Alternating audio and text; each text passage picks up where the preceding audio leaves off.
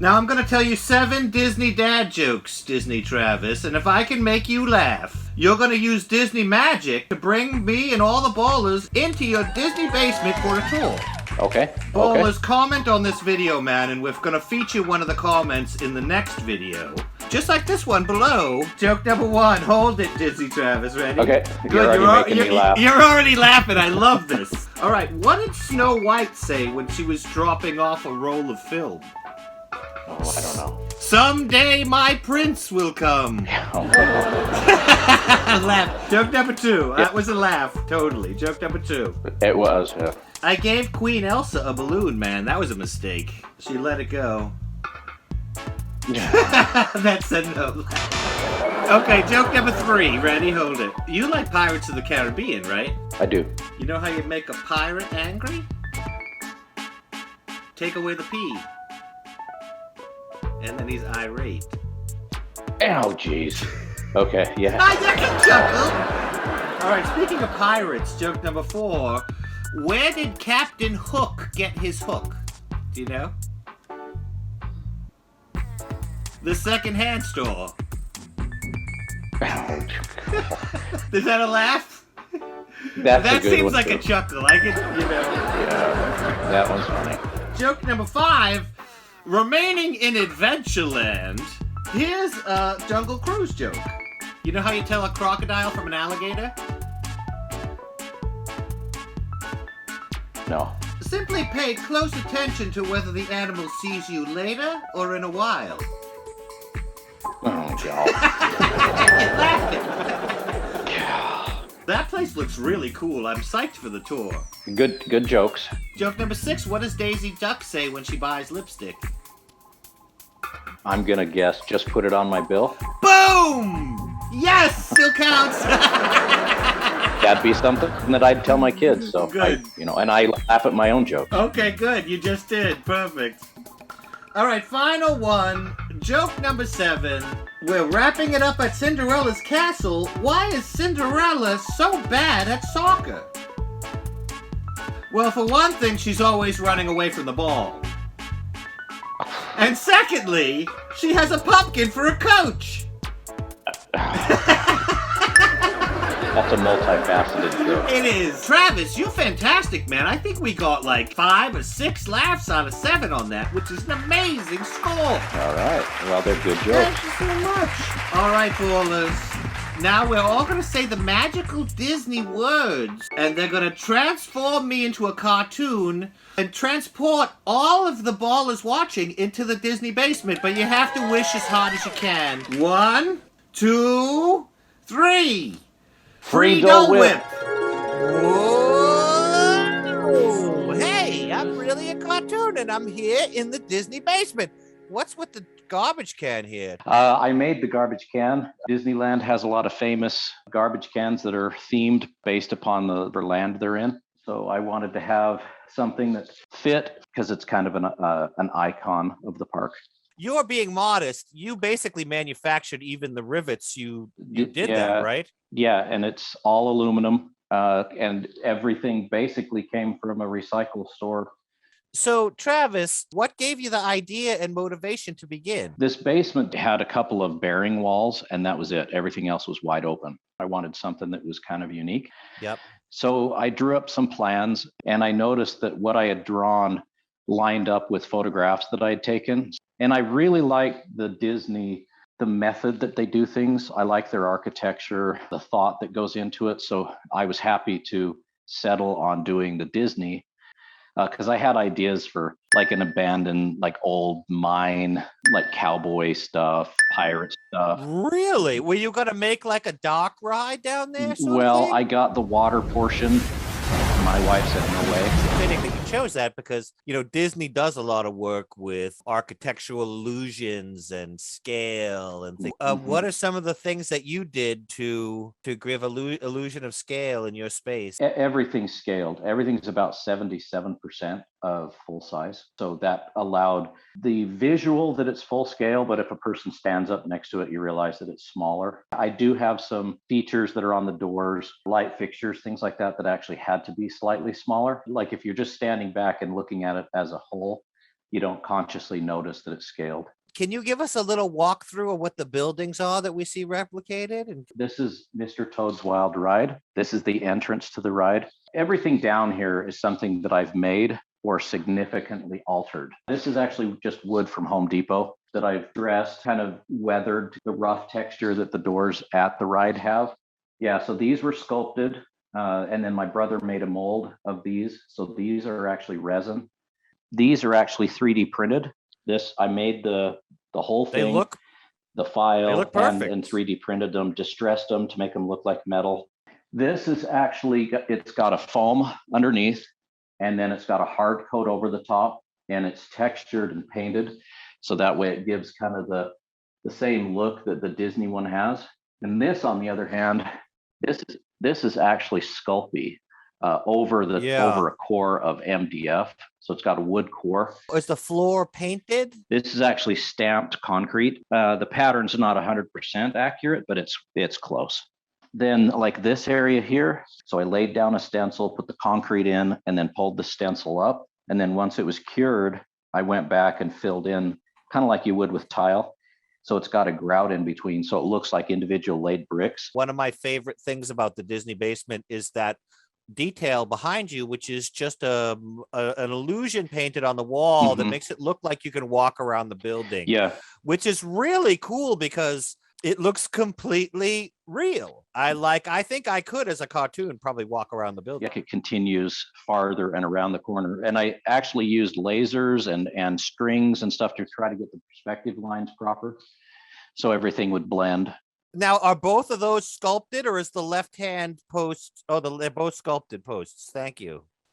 Oh, they're both painted. So if we get closer, you can see that it's just paint. What? Yeah, it's all just paint. So oh my gosh. Oh my gosh. I thought it was. Oh my goodness. That's an amazing paint job, man. But these are actually recessed. So I've got real stained glass and then lights behind. So there's depth to it, but this is completely flat. Oh my gosh. But then it lights up. So. Oh my goodness. All right. Now, okay. Now that you've blown my mind, do you have parties down here and cosplay photo shoots? We've done one cosplay photo shoot down here, but we have had a couple of parties. As we walk back here, this is actually part of Peter Pan's flight. So a wonderful ride. But what makes this area special, it looks kind of bland, but these are actually doors. So they actually open up. And if you look, cool. Like the stonework blends. So oh wow, that's really neat. Is that what the windows look just like that on Peter Pan? Are they black like that? Well, this is going to have glass. I just haven't put the glass in yet. That window right there actually has the same glass. This is leaded glass. So I made this too. And this is the same pattern as this window that's on Mr. Toad's Wild Ride. And you hand carved every single brick that we're seeing here. Every one of them hand molded. Yep. These actually have real slate on top, just like they do at the ride. Now these I still haven't colored properly yet because they actually have like purples and blues and greens and stuff. So that's a to-do project. This lamp, this is all cut out from mild steel and shaped from mild steel. This dome actually is a dome for like watches and stuff that I got from Hobby Lobby, but I painted it. This is actually copper. The whole thing is copper. It was just a sheet, and it came from the recycle center down the street as well. And it's the one at Disneyland is significantly bigger, but it's cut in half. It's like a gas lamp or something, and I believe that's what these vents are for. Wow. That it was actually a gas lamp at one point. But it's cut in half. And so this one looks the same. It's scaled down and it's cut in half too. So it looks just like it does there at Disneyland. Wow. What's your favorite ride? I like Pirates of the Caribbean. This lamp right here is just like it is at the exit of Mr. Toad's Wild Ride. Wow. So you can see like the frogs and the lily pads. This actually, the body of it was just a lamp that I got from a secondhand store. Right. So, but the rest of it, then I just modified it all. I tried to make everything pretty accurate. So Mhm. this is the outside of what used to be Geppetto's workshop. You painted those flowers and such? Yeah, it was a stencil. So, and if you notice, like this side here is a reverse of that Of side. course, yeah. Same with the colors up here. It's very Mary Blair. They used to have this like gnarly old tree, but that's since been taken out. But I like how it looked, so I just built this tree. It needs a new paint job to be a little bit more vibrant the way it actually is. Actually, what it is it's a carpet tube from, because I have a neighbor that sells carpet, so it's actually a tube on the inside, and then it's got expanding foam on the outside, and that's what gives all the bump. So makes it look kind of like an old bumpy tree. I've been asked how much all of this cost. I would say no more than $5,000. Right. And the reason for that is most of this is stuff from either something that's been recycled or something that came from like Home Depot, like the concrete and stuff like that, where those components aren't too expensive. Right. So yeah, it looks more expensive than it actually is. What's the cost here was the time. Right. Because this took like 12 years. In this corner, you've got Snow White's Scary Adventures. Oh my gosh. But as I understand, that's either renamed or going to be renamed. Really? What are they going to call it? I can't remember. Snow White's Not Scary, Totally Cool Adventures? Yeah. Now, do you have a little speaker set up for each one of the fronts that plays sounds for that place? Yeah. So it plays what they call cue music. So when you're standing in line, it's the music that you'd hear there. But this plays crowd sounds that I recorded one time when we were at Disneyland. Right up in here, there's actually a speaker in here, and it's camouflage, so you don't know where the sound comes from. But this plays the songs from Snow White's Scary Adventures. So like the Hi Ho song, and any sounds that were appropriate to the ride. This one plays the crowd sounds as well. This is the outside of what was the Village House restaurant. The cloth that they used for the curtains is actually a little bit different, but really similar. The rings are exactly the same company and everything, that they're really hard to get.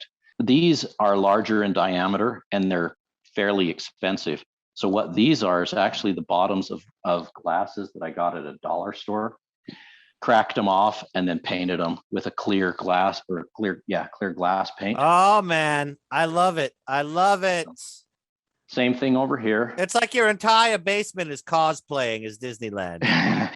Disney excels at doing that, where things look realistic, but when you get up close to them and you knock on them or something, they may not be actually real. Right. I like that. So that was kind of an exercise down here too, to see what I could get away with to make it look believable, to make the rocks look real, like they've actually been outside. I have some places where I've made it look like there's standing water and stuff like that. So it makes it look like you're outside. And so that's I think it's pretty really cool. Is cool, man. And so Disney Travis, thank you so much, man. And ballers, check out these other videos, man. That top one was selected especially for you, right, Disney Travis? That's right.